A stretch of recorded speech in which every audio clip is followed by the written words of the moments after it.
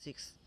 तो when the switch in the circuit is closed a current is establish in the coil and the metal ring jumps upward. वो कहता है कि जैसे मैं हमारे पास एक सर्किट डायग्राम आपको दिख रही होगी, यहाँ पर दिखाया गया है कि जैसे मैं क्लोज करता हूँ स्विच को, तो जो मेरे मेटल की रिंग है, मतलब कि जो रिंग आपको दिख रही होगी कि एक कोर है, कोर के ऊपर ना मेटल की रिंग डाली गई है, तो उसमें क्या होता है कि वो ऊपर की तरफ क्या करती है, उछलना शुरू कर देती है, मतलब कि जंप्स करना शुरू कर देती है। तो आपने बताना है why describe what happen to the ring if the battery polarity were reversed. और तब दो केस हैं, मतलब कि जब मैं बैटरी को नेट करता हूँ, स्विच ऑन करता हूँ, तो वो रिंग क्या करती है, जंप्स करना शुरू कर देती है। मगर जैसे ही मैं बैटरी को रिवर्स भी कर दूँ तब भी वो करती रहती है। आपने एक्सप्लेन करना है ऐसा क्यों होता है। बेटा यहाँ पर देखें, हमारे पास जैसे ही मैं स्विच को क्या करूँगा, क्लोज़ करूँगा, क्लोज़ करने के नतीजे में क्या होगा, हमारे पास जो कॉइल है उसमें से करंट मूव करना शुरू कर जाएगा। मूव करने की वजह से क्या होगा, जो हमारे पास उसके दरमियान में कोर रखी गई है, कोर में क्या होगा, मैग्नेटिक फ्लक्स में तब्दीली आएगी। उसमें तब्दीली क्योंकि वो जो करंट है वो ज़ीरो से मैक्सिमम जा रहा है। ये तब उतने का लम्हा है जब करंट क्या हो रहा है, ज़ीरो से मैक्सिमम जा रहा है। तब क्या होगा, मैग्नेटिक फ्लक्स में तब्दीली आएगी, जो कोर है वो मैग्नेटाइज होगी। मैग्नेटाइज होने की वजह से जो ऊपर रिंग पड़ी है, रिंग में भी क्या होगा, फ्लक्स में तब्दीली आएगी। रिंग में फ्लक्स में तब्दीली आने की वजह से ईएमएफ इंड्यूस होगा। ईएमएफ इंड्यूस होने की वजह से वहाँ पर क्या होगा, रिंग में क्योंकि वो क्लोज है इसलिए उसमें भी करंट इंड्यूस हो जाएगा। वो जो करंट इंड्यूस हुआ है वो हमारे according to Faraday Lenz law ने क्या कहा था, जो नया करंट पैदा होगा बेटा वो पहले वाले करंट की क्या करेगा, मुखालफत करने वाला है। ठीक है, तो ऊपर वाला जो ईएमएफ है वो क्या करेगा, नीचे वाले की क्या करेगा, मुखालफत करेगा। तो आप नीचे वाले का according to right hand rule के हिसाब से बना सकते हैं। अगर नीचे वाले का अगर राइट हैंड रूल लगाएंगे तो ऊपर की तरफ मैग्नेटिक फील्ड बनती है, नॉर्थ पोल ऊपर की तरफ। तो इसका मतलब रिंग में भी क्या होगा, नॉर्थ पोल नीचे की तरफ बनने वाला है। तो वो नॉर्थ पोल को क्या करेगा, रिपेल करेगा, जिससे क्या होगा, वो रिंग क्या करेगी, ऊपर की तरफ जाएगी, हरकत करेगी, मगर ग्रेविटी की वजह से फिर से वापस आ जाएगी। क्योंकि जब ऊपर जाएगी तो वो उसकी ताकत कम होगी, फिर से वो नीचे की तरफ आएगी, और फिर से जब नीचे की तरफ आएगी उस पर फिर से फ्लक्स का तब्दील होगा तो वो फिर से ऊपर की तरफ जाएगी। तो जिससे क्या वो जंप्स करना शुरू कर देगी। जब बेटा जब पोलैरिटी उसको रिवर्स भी कर दिया जाए तब भी कोई मसला, तब भी क्या होगा, ऊपर साउथ पोल बन जाएगा, तो उसका भी रिंग का भी साउथ पोल बन जाएगा। पोलैरिटी चेंज होने से उनकी पोलैरिटी चेंज हो जाएगी, मगर कंडीशन चेंज नहीं होगी, तब भी वो जंप ही करेगी। ठीक है, और अगर हम क्या कर देते हैं, अगर उसमें अच्छा चले फिर उसको छोड़े बाद में करेंगे। In both the case of the situation the ring jumps upward. पहला केस है कि when the switch is close, जब स्विच को क्लोज किया जाता है, the current is setup in the coil. तो करंट क्या होता है, सेटअप हो जाता है कॉइल के अंदर। Magnetic flux change through metallic ring, वो मेटालिक रिंग में क्या होता है, तब्दील होता है। And EMF is induce in it, और उसमें ईएमएफ इंड्यूस हो जाती है according to Lenz law. Lenz law ने क्या कहा था, induce EMF oppose the change in magnetic flux, वो मुखालफत करेगा जिसने मैग्नेटिक फ्लक्स में तब्दीली लेके आया। Therefore induced EMF act to decrease the magnetic flux by the force face of the ring opposite to the coil of the developer similar poles and experience repulsion from the side of coil which make the rings to jump। कहता है जैसे हमारे पास देखो, जैसे उसने कहा zero से maximum होने वाला है, जब ज़ीरो से मैक्सिमम करंट होगा तो नॉर्थ पोल, जो रिंग का भी नॉर्थ पोल बनेगा और कोयल का भी नॉर्थ पोल बनेगा। नॉर्थ पोल क्या करेंगे, एक दूसरे को रिपेल करने वाले हैं, तो इसलिए वो जंप करेगी। दूसरा पार्ट क्या है, जब when the polarity of the battery reverse again, जब पोलैरिटी को रिवर्स कर दे, मैं पॉजिटिव की जगह नेगेटिव लगा दे, नेगेटिव की जगह पॉजिटिव लगा the magnetic flux through the ring इस इंक्रीज, तो फ्लक्स में क्या होगा, इंक्रीज होगा, बीच क्योंकि करंट क्या हो रहा है, नीचे कम से ज़्यादा हो रहा है। Which produce an EMF in the ring, जिससे क्या होगा, रिंग में ईएमएफ इंड्यूस हो जाएगा। According to the Lenz law the ring again jumps upward, वो फिर से जंप करना शुरू कर देगी ऊपर की तरफ। कोई मसला कंडीशन में तब्दीली नहीं आने वाली, क्योंकि चाहे उसको आप पोलैरिटी रिवर्स भी कर दे तब भी क्या होगा, जब करंट ज़ीरो से मैक्सिमम जाएगा वो रिंग क्या करेगी, जंप करेगी, क्योंकि उसकी अपोजिशन उसने लाजमी करनी है। अगर नीचे वाला नॉर्थ पोल है ऊपर वाला भी नॉर्थ पोल बनेगा, अगर नीचे वाला साउथ पोल है तो ऊपर वाला भी साउथ पोल बनेगा। मगर यहाँ पर एक बेटा एक कंडीशन उसने नहीं बताई, अगर करंट ज़ीरो से मैक्सिमम हो तो तब ये कंडीशन होती है कि रिंग जंप करती है। ये एक एक्स्ट्रा केस है कि अगर खुदा ना खासा अगर हम क्या करें, उस करंट को मैक्सिमम से लो लेके आए, मतलब स्विच को ओपन करें, तब क्या होगा, तो नीचे वाला तो नॉर्थ पोल ही है, मगर ऊपर वाला क्योंकि हमें पता उसने मुखालफत करनी है, क्योंकि उसमें फ्लक्स में तब्दीली आ रही है, ये कम हो रहा है, तो वो क्या करेगा, नीचे भी साउथ पोल बना देगा, और रिंग क्या करेगी, नीचे की तरफ पिचक जाएगी, मतलब कि पिचक नहीं, मतलब साथ जुड़ जाएगी उसके कोल के साथ, वो कंप्रेस हो जाएगी, वो ऊपर की तरफ जंप नहीं करेगी। तब जब क्या हो, करंट मैक्सिमम से मिनिमम हो, और जब मिनिमम से मैक्सिमम होगा तो क्या करेगा करंट, वो रिंग जंप करने वाली है। ठीक है बेटा, अगला क्वेश्चन हमारे पास है बेटा द फिगर। हमारे पास एक फिगर बनाई गई है, यहाँ पर आपको नज़र आ रही होगी क्या है फिगर में, क्या show that a coil of wire in X Y plane है कि एक हमारे पास कॉइल है और वायर की। अच्छा बेटा उसमें देखिए हमारे पास क्या है कि जो हमारे पास शो करती है कि कॉइल ऑफ वायर, वायर की एक तार है, ठीक है, in the X Y plane में पड़ी हुई है। एक्स वाई प्लेन में आपको फिगर में नज़र आ रहा हो कि एक्स और वाई प्लेन में क्या है वो रखी गई है। With the magnetic field directly along the Y axis, magnetic field line क्या जा रही हैं, वाई एक्सिस की तरफ मूव आउट कर रही हैं। Around which of the three coordinate axis should be the coil be rotated in order to generate an EMF and current in the loop. वो कहता है उसको कैसे रोटेट किया जाए कि उसमें करंट क्या हो जाए, इंड्यूस हो जाए। तो उसके लिए ईएमएफ इंड्यूस हो जाए, ईएमएफ इंड्यूस होगी तो करंट भी इंड्यूस होगा। तो बेटा ये तभी मुमकिन है जब कॉइल में क्या फ्लक्स में तब्दीली आएगी, और तब्दीली आ लाने के लिए हमें उसको उसके फ्लक्स में क्या होगा, हमारे पास देखते हैं तो उसको ऐसे घुमाना है कि फ्लक्स में तब्दीली आए। तो पहला केस हम घुमा के देखते हैं। तो अगर बेटा उसको हमें घुमाना पड़ेगा एक्स एक्सिस के रोटेट, तभी क्या आएगी, फ्लक्स में तब्दीली आएगी। अगर आप उसको वाई एक्सिस के रोटेट भी घुमाएंगे तभी फ्लक्स में तब्दीली नहीं आएगी। जी एक्स के गिर्द घुमाएंगे तभी तब्दीली नहीं आने वाली। वाई एक्स एक्सिस के गिर्द उसको घुमाएंगे मतलब कि रोटेट करवाएंगे तब क्या होगा, उसमें फ्लक्स में तब्दीली आएगी। फ्लक्स में तब्दीली आएगी तो ईएमएफ इंड्यूस हो जाएगा, ईएमएफ इंड्यूस होगा जिसकी वजह से करंट भी इंड्यूस हो जाएगा। मैं रीडिंग कर देता हूँ। If the coil is rotated about X axis and EMF and current is generated in the coil, तो करंट क्या होगा और ईएमएफ क्या होगी, इंड्यूस हो जाएगी जब उसको मैं एक्स और वाई एक्सिस के गिर्द रिवॉल्व करने वाला हूँ, एक्स एक्सिस के गिर्द रिवॉल्व करने वाला हूँ। Explanation, the coil of the wire is in the X Y plane when the with magnetic field directed along the Y axis, the vector area of the coil is loop is along Z X. जो उसका vector area बेटा वो जी axis की तरफ है।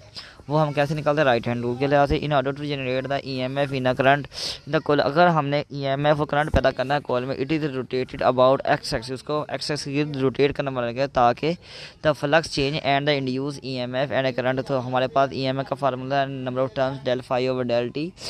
अगर flux में तब्दीली आएगी तो ईएमएफ इंड्यूस होने वाली है। Where Y axis and Z axis, जो अगर उसको मैं वाई एक्सिस और जी एक्सिस के गिर्द घुमाऊंगा तो वहाँ पर लिखा हुआ है बेटा del phi is equal to 0, तो फ्लक्स में कोई तब्दीली नहीं आने वाली।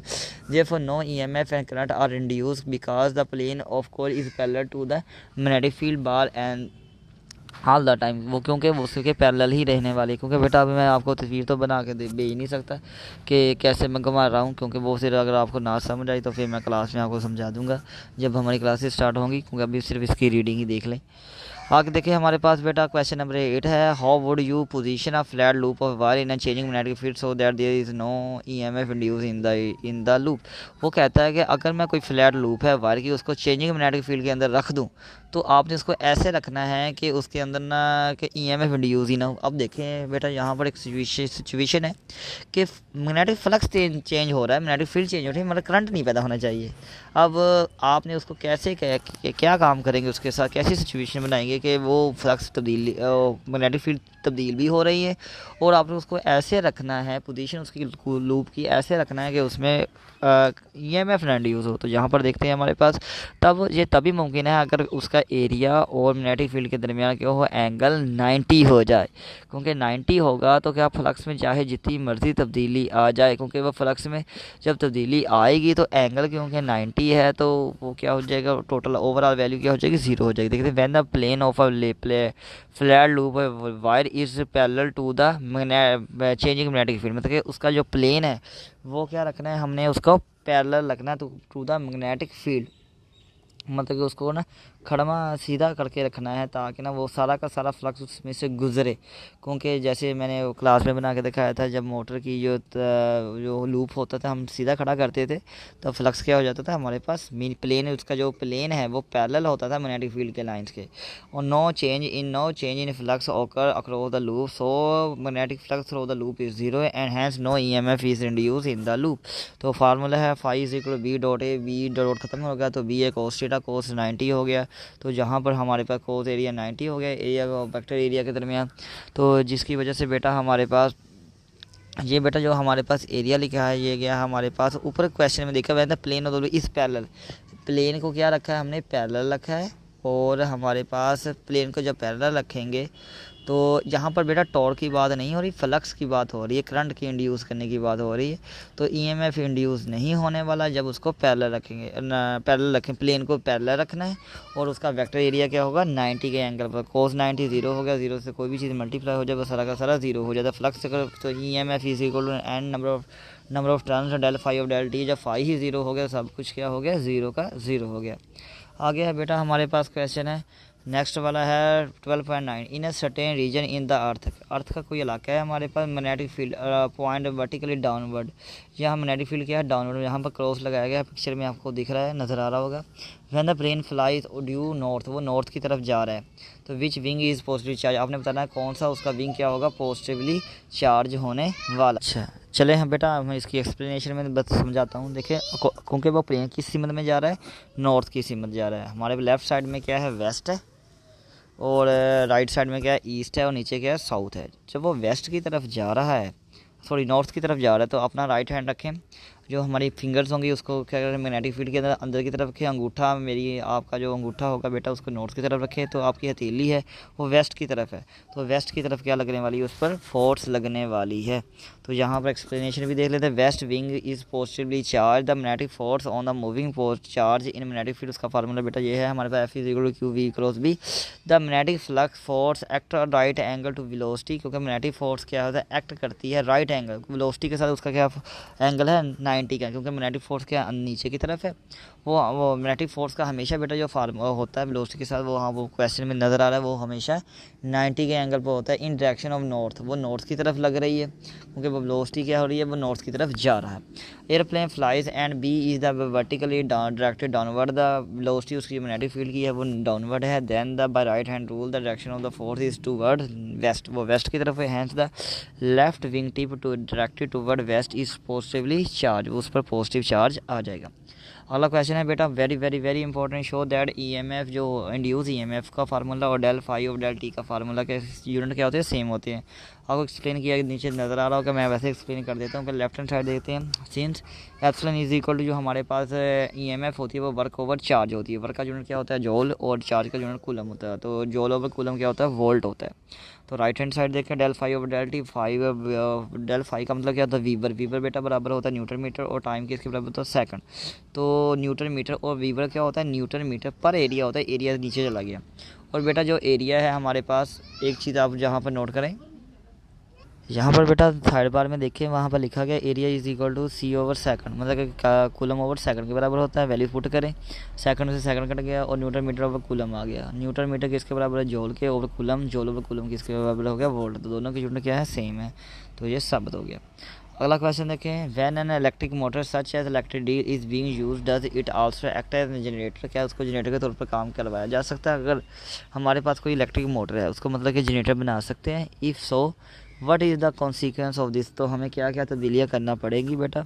तो yes it running electric motor also like act like a generator, वो जनरेटर के तौर पर काम कर सकती है। बस क्या करना है कि जहाँ पर मोटर की हम इनपुट करंट देते थे और आउटपुट के तौर पर हम उसका जो आर्मेचर घूमता था, बस फ़र्क इतना करना है कि आर्मेचर को घुमाना है, और इनपुट से जहाँ पहले हम करंट देते थे तो आर्मेचर घूमता था, अब क्या करना है बस आर्मेचर को घुमाना है और जहाँ से इनपुट से करंट देते थे वहाँ से करंट हमें हासिल हो जाएगा। बस रिवर्स प्रोसेस कर देना है, तो वो ही मोटर भी जनरेटर ही होती है असल में, बस जगह बदल देनी है।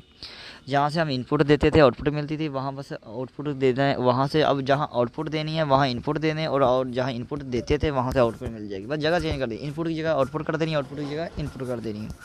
तो जहाँ जैसा running electrical motor also act like a generator, वो जनरेटर की तरह काम कर सकती है। Explanation, the armature rotate due to which change of magnetic flux occur, कहता है आर्मेचर होता है, हमें पता है कि वो रोटेट करता है क्योंकि फ्लक्स में तब्दीली आती है, हमने क्लास में डिस्कस किया हुआ है।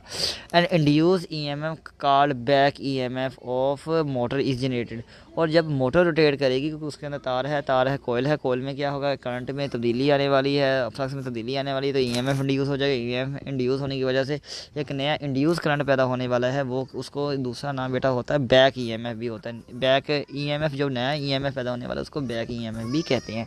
वो अकॉर्डिंग टू लेंस लॉ वो पहले वाले ईएमएफ की क्या करता है मुखालफत करता है। According to Faraday law induce EMF in a circuit, इसका आपने इक्वेशन लिखी हुई है, epsilon is equal to minus number of turns del phi of del t when a motor like drill machine is working, जब drill machine working करती है revolving armature coil of the motor experience changing in flux, को flux में क्या करती है तब्दीली को महसूस करती है। विच प्रोड्यूस ईएमएफ, जिससे क्या होती है ईएमएफ प्रोड्यूस होती है। Now as back EMF of the motor, उसको मोटर की बैक ईएमएफ करता है। जैसे आर्मेचर घूमता है, आर्मेचर फ्लक्स में तब्दीली की आने की वजह से अगर आप हाथ से उसके आर्मेचर घुमाएं तो फ्लक्स में तब्दीली आएगी और इसमें एक नया करंट पैदा हो जाएगा। वो आपकी रोटेशन जो आप घुमा रहे ताकत लगा रहे उसकी क्या करेगा, मुखालफत करेगा।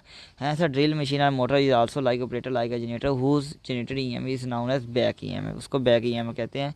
If the motor is overloaded, overload मतलब हुआ आप अगर उसको क्या ना, मतलब कि इसका मतलब है कि उस पर जो आउटपुट करंट लेने वाला वो ज़्यादा है, the back EMF induce large current, वो भी लार्ज करंट पैदा करेगा। As the result the electric motor में बर्न, और वो इलेक्ट्रिक मोटर क्या कर सकती है, जल सकती है। मतलब कि जैसे मिसाल के तौर पर एग्जांपल देते हैं, मोटर में क्या होता है, अगर आपने देखा होगा जब उसको इलेक्ट्रिसिटी कनेक्ट करते हैं, कनेक्ट करने के बाद पंखा क्या है, फर्ज करते हैं वो पंखे वाली मोटर है, उसको जब ऑन करते हैं तो पंखा घूमता है। जब पंखा घूमता है क्योंकि उसमें क्या फ्लक्स में तब्दीली आ रही है, तब्दीली यानी कि आर्मेचर घूमता है, आर्मेचर की वजह से पंखा भी घूमता है। अगर आप किसी तरीके से पंखे को पकड़ लें, मतलब कि उसको घूमने ना दे, तो इंड्यूस ईएमएफ पैदा नहीं होने वाला। क्यों? इंड्यूस ईएमएफ क्या करता है, पीछे से आने वाले करंट की क्या करता है, मुखालफत करता है, जिससे वो करंट को थोड़ा थोड़ा आने देता है, मगर जैसे वो आपकी मोटर को बचाए रखता है। मगर जैसे ही आपने पंखे को घुमाना बंद कर दिया, पकड़ के रख लिया कि वो पंखे को घूमने नहीं देंगे या लोड जाम हो गया, तो क्या होगा, नया इंड्यूस करंट पैदा नहीं होगा, वो पिछले वाले करंट की मुखालफत नहीं करेगा, पीछे से करंट आता रहेगा, इतना आ जाएगा कि करंट की तार जो कोयल होती है वो सड़ जाएगी और जिससे आपकी मोटर जल जाएगी। आगे बेटा हमारे पास क्वेश्चन है, हम can a DC motor be turn into a DC generator, क्या मोटर को डीसी जनरेटर में कन्वर्ट किया जा सकता है। What changes are required to be done, तो कौन सी चेंजेस हमें करनी पड़ेंगी। अच्छा, तो हमारे पास बेटा हमारे पास है तो हाँ किया जा सकता है। तो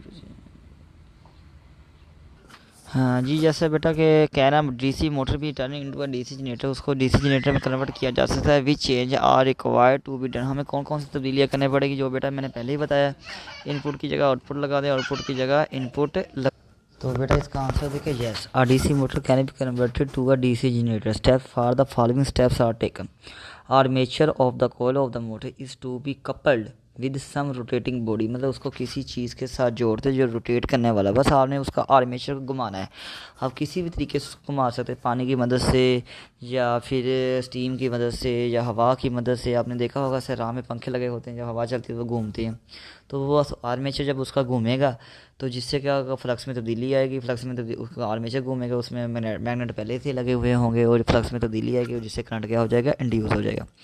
the rotation motion of the body is transfer to the armature coil of the motor. कहता है रोटेशन मोशन, जो रोटेशनल मोशन होती है of the body is transfer to the armature coil of the motor, मतलब कि वो rotation motion armature को घुमाती है। Due to its rotation the magnetic flux through the coil changes and an EMF is induce at the output, और output के तौर पर ईएमएफ इंड्यूस हो जाती है। The motor therefore becomes a generator, वो मोटर क्या बन जाती है, एक जनरेटर बन जाती है। अगला क्वेश्चन बेटा हमारे पास है, is it possible to change both the area of the loop and the magnetic field passing through the loop and still not have the induce EMF in the loop. कहता है हम ऐसा मुमकिन है कि हम उसका एरिया भी चेंज करें और मैग्नेटिक फील्ड भी चेंज करें, मतलब करंट तब भी ना इंड्यूस हो। हाँ बेटा वो पहले वाला ही सीन है, वो कब होगा, yes it is possible to change both the area of the loop and passing through the loop and no EMF is induce when we flux such a way that the two, मतलब कि उनमें product क्या रहे, हमेशा constant रहे, मतलब कि उसको इस तरह से चेंज करना है। अगर फ्लक्स क्या होगा, फ्लक्स जो बराबर होता है बेटा वी डॉट ए होता है, वहाँ पर क्या लिखा है यहाँ पर, जी बेटा ऐसा पॉसिबल है अगर दोनों का एरिया और मैग्नेटिक फील्ड का प्रोडक्ट क्या रहे, कांस्टेंट रहे, मतलब कि जितनी एक कम हो दूसरा उतना ज़्यादा है, ओवरऑल आंसर क्या रहे, सेम रहे, तब क्या होगा, फ्लक्स में तब्दीली कोई नहीं आने वाली, या फ्लक्स में चेंज नहीं आएगा, फ्लक्स ज़ीरो हो जाएगा और इससे ईएमएफ भी पैदा नहीं होने वाली। बेटा ये हमारा लास्ट क्वेश्चन था, बाकी जो रिमेनिंग क्वेश्चन है वो इंशाल्लाह कल से स्टार्ट करेंगे। अल्लाह हाफिज़।